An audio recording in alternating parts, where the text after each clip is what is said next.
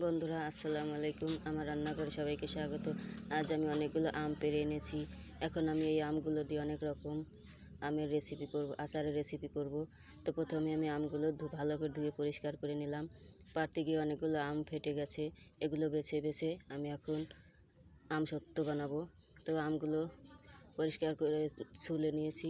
তারপর এখানে বটির সাহায্যে কেটে নিয়েছি ঝুরি ঝুরি করে। আমি আটিটা বাদ দিয়ে দেবো, আটিটা নেব না। তারপর আপনারা এভাবে গ্রেটার দিয়েও গ্রেট করে নিতে পারেন। আমি গ্রেটার দিয়ে গ্রেট করলাম না, শুধু দেখালাম। আমি বটি দিয়ে কেটে নিলাম। এখানে আমি একটা মশলা বানাবো। কয়েকটা শুকনো মরিচ আর দিয়ে দিলাম পাঁচফোড়ন। এটাকে একটু ভেজে হালকা গুঁড়ো করে নেব, আধ ভাঙা করে নেব। এখন গরম পানিতে আমগুলো দিয়ে দিলাম আর দিয়ে দেবো হাফ চামচ লবণ।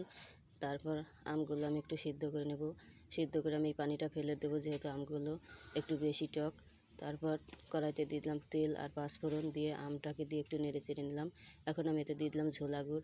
আপনারা চিনি বা আখের গুঁড়ো দিতে পারেন। তারপর আমি দিয়ে দিলাম হলুদ, মরিচের গুঁড়া আর ধনিয়া গুঁড়া। এখানে দিয়ে দিলাম ভাজা মরিচের গুঁড়া আর পাঁচফোড়নের গুঁড়া। সব কিছু দিয়ে ভালো করে নেড়ে চেড়ে এই অবস্থায় এলে নামিয়ে নেব। তারপর আমি একটা বড় প্লেটে সর্ষের তেল দিয়ে একটু মুছে নেব।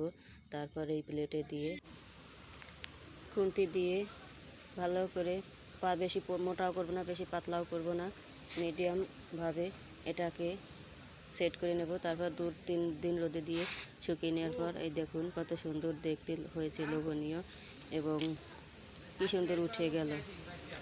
আমি এখন এটাকে চাকু দিয়ে কেটে রোলের মতো বানিয়ে নেব।